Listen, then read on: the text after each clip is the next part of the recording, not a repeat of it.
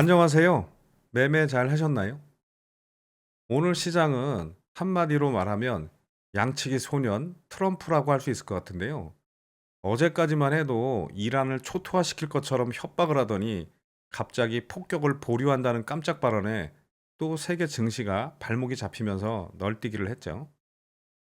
암튼 우리 증시는 코스피가 장 초반 4% 넘게 급등 출발을 했지만 오전에 상승폭 대부분을 반납하면서 하락했는데요. 다행히 오후 들어서 반등을 하면서 낙폭을 줄이고 2.74% 5,553포인트로 마감을 했고요. 그다음에 코스닥도 마찬가지로 오전에 이 하락폭을 줄이면서 2.24% 1,121포인트로 마감을 했고 오늘 좀 상승한 종목들이 많았죠. 그리고 코스피의 대장주인 삼성전자는 비록 양봉을 만들지는 못했지만 그래도 아래 꼬리를 달고 올라오면서 정규 시장에서 1.83% 상승한 18만 9,700원으로 마감했고요. 코스닥의 대장주인 삼천당 제약은 또다시 신고가를 갱신하고 장중에 100만 원이 넘는 황제주로 등극을 하면서 이름처럼 천당을 보여주나 싶었는데 바로 윗꼬리 달고 내려오면서 정규 시장에서 마이너스 0.53% 하락한 93만 6천 원으로 마감을 했네요.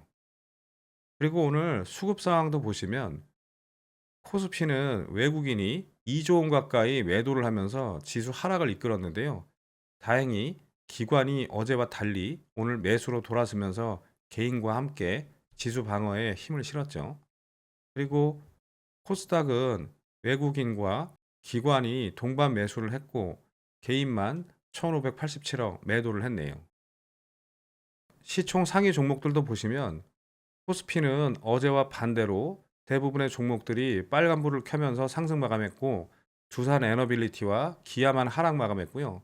그다음에 코스닥도 삼천당 제약과 펩트론을 제외한 나머지 종목들이 모두 상승 마감하면서 어제와는 다른 분위기를 만들었네요. 그리고 오늘 어떤 섹터들의 수급이 들어왔는지 살펴보시면 먼저 엔비디아 젠슨왕 CEO가 지난주 열린 GTC 2026에서 광 반도체를 미래 핵심 기술로 꼽았다는 소식이 전해지면서 광통신과 통신 장비 관련주들이 무더기로 상한가를 가거나 급등하면서 시장을 주도했고요. 그다음에 지난밤 뉴욕 증시에서 양자 컴퓨팅 관련주가 일제히 반등을 했고 정부가 양자 과학 기술을 미래 게임 체인저로 규정하고 대규모 R&D 예산 투입과 국가적 인프라 구축에 속도를 낸다는 소식에 수의 기대감으로 양자 암호 및 양자 컴퓨팅 섹터에도 수급이 몰렸죠. 그리고 우주항공청이 국내 항공산업 생태계를 강화하기 위해서 대규모 투자 펀드를 조성한다는 소식에 오늘 우주항공 섹터에도 수급이 많이 들어왔어요. 그 외에도 전체적으로 시장이 괜찮았죠. 그 다음에 오늘 상한가를 간 종목들을 거래대금 순으로 몇 개만 설명을 드릴게요. 구독, 좋아요, 알림 설정을 잘 해놓으시면 마법 같은 행운이 찾아올 수도 있습니다. 제가 상한가를 간 종목들만 별도로 몇 개 설명드리는 거는 상한가를 간 종목들은 다음날 단타로 대응하기 좋고 또 아래 구간에서 올라오는 종목들은 대시세의 시작일 때가 많기 때문에 설명을 드리는 거예요. 그리고 실제 저도 상한가 종목을 매매를 많이 하고요. 아무튼 오늘 정규 시장을 기준으로 우선주와 동전주를 제외하고 11종목이 상한가에 갔는데요. 이 중에서 특징이 있는 몇 종목만 말씀드릴게요. 먼저 파이버 프로인데요. 광섬유 센서 및 정밀 과학기술 전문 기업으로 고도화된 편광 제어 기술을 바탕으로 국방과 우주항공 등 미래 전략 산업의 핵심 기업으로 부상하고 있는데요. 지난 20여 년간 축적한 과학 인프라를 활용해서 방통신은 물론 항법 시스템과 방위산업 분야로 사업 영역을 빠르게 확장하고 있어요.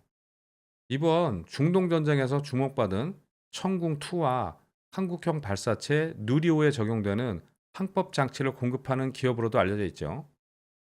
그런데 젠슨왕 CEO가 지난주에 열린 GTC 2026에서 미래 기술로 광 반도체를 언급했고 미국의 광 트랜시버 제조 기업에 약 6조 원을 투자한 것이 알려지면서 업황 개선 기대감에 이렇게 상한가에 갔고 국내외 다양한 우주 프로젝트 추진 소식까지 더해지면서 좀 힘을 실어줬는데요. 일봉을 보시면 지난해 11월부터 쭉 우상향하면서 300%에 가까운 대세 상승의 모습을 보여주고 이후에 60일선 아래까지 조정을 주었다가 다시 또 쭉 상승했다가 20일선 아래까지 밀렸다가 오늘 좋은 소식으로 불을 뿜으면서 전고점을 뛰어넘고 역사적 신고가로 입성을 했는데요. 거래대금은 2,380억 넘게 나왔고 분봉을 보시면 아침에 3% 넘게 갭을 띄우고 살짝 내려왔다가 5일선을 타고 쭉 들어 올려서 20% 넘게 상승했다가 21선까지 조정을 주고 다시 이렇게 크고 작은 N자형 파동을 그리면서 장 막판에 상한가에 말아 올렸는데요.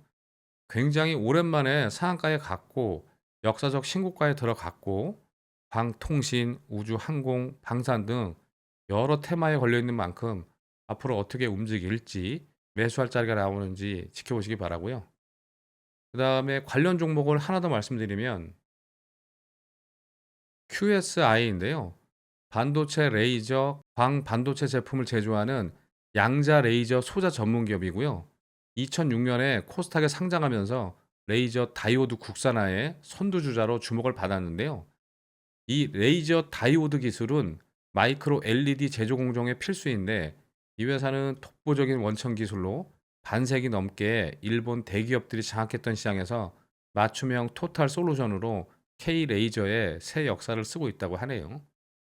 아무튼 어제 뉴욕 증시에서 양자 컴퓨팅 관련 종목들이 상승을 했고 정부에서도 대규모 투자를 한다는 소식에 오늘 이렇게 상한가까지 갔는데요. 일봉은 뭐 평소에는 거래량이 없다가 이슈가 있을 때만 이렇게 수급이 들어오는데요. 지난해 11월에 극저온 저잡음 증폭기용 MMIC 납품에 성공했다는 이슈로 이렇게 상한가에 갔다가 이후에 거래량 없이 또 이렇게 횡보하다가 1월에 로봇 시장 진출 기대감에 급등을 하고 2월에 또 멀티 프로젝트 웨이버 서비스 이슈로 급등을 하고 최근에 이렇게 다시 야금야금 상승하다가 오늘 좋은 이슈로 불을 뿜으면서 52주 신고가로 입성했는데요. 물론 상한가를 갔지만 시총은 1222억, 2025년 매출은 233억 원 안에서니까 뭐 소형주라고 할 수 있는데요. 그래도 거래대금은 430억 정도 나왔는데 다만 이 종목이 지난 11월에도 그랬지만 상한가를 보내고 다음날 바로 시세를 더 준 적이 별로 없어요. 이런 것도 이 종목 세력들의 스타일이거든요. 그런데 이번에는 이게 52주 신고가에 들어간 거니까 다르게 움직이는지 지켜보시고요. 이 종목 세력 형님들도 제 얘기 듣고 내일도 이런 모습을 보이면 자존심 상하니까 좀 시세를 많이 주었으면 좋겠네요. 분봉을 보시면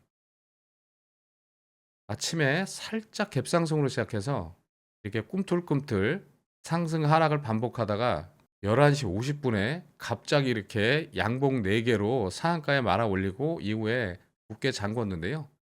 내일은 어떻게 움직이는지 매수할 자리가 나오는지 세력 형님들이 자존심을 세우는지 지켜보세요.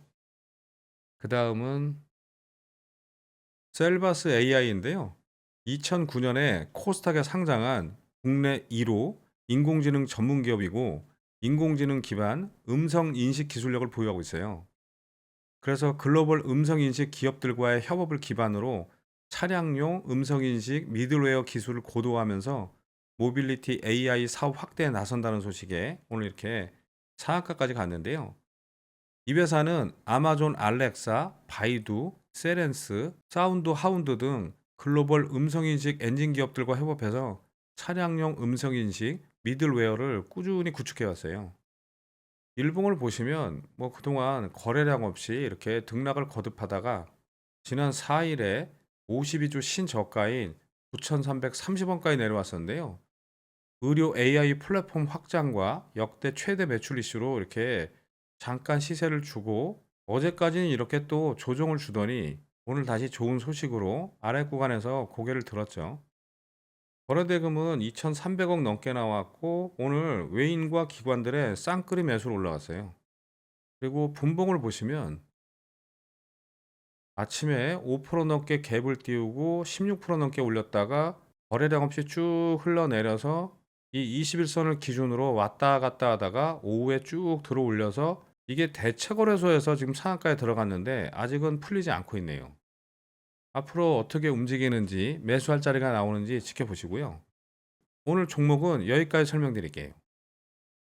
아무튼 요즘 전 세계 주식시장은 이제 트럼프 대통령이 무슨 말을 해도 반신반의하고 있는데요. 이럴 때는 젠슨왕 CEO가 얘기해주는 종목들을 더 눈여겨보시는 것도 좋은 전략이 될 것 같네요. 그런데 여기서 깜짝 퀴즈. 여러분들 젠슨 황의 중국 이름이 뭔지 아세요? 황런슌이고요. 한국 한자 발음으로는 황인훈이에요. 어질 인자에 공훈자를 써요. 그리고 얼마 전에 한국에 왔던 AMD의 CEO 리사 수와는 친척벌이에요. 지들끼리 다 해먹고 있는 거죠. 저도 주변에 황씨성을 가진 지인들이 많은데 젠슨 황과는 아무런 관련들이 없대요. 젠장 황이죠. 자, 그럼 오늘은 여기까지 하고 친척끼리 어떻게 사업을 하든 이슈가 있는 종목에 집중하실 분들만 다음 영상에서 뵙겠습니다. 감사합니다.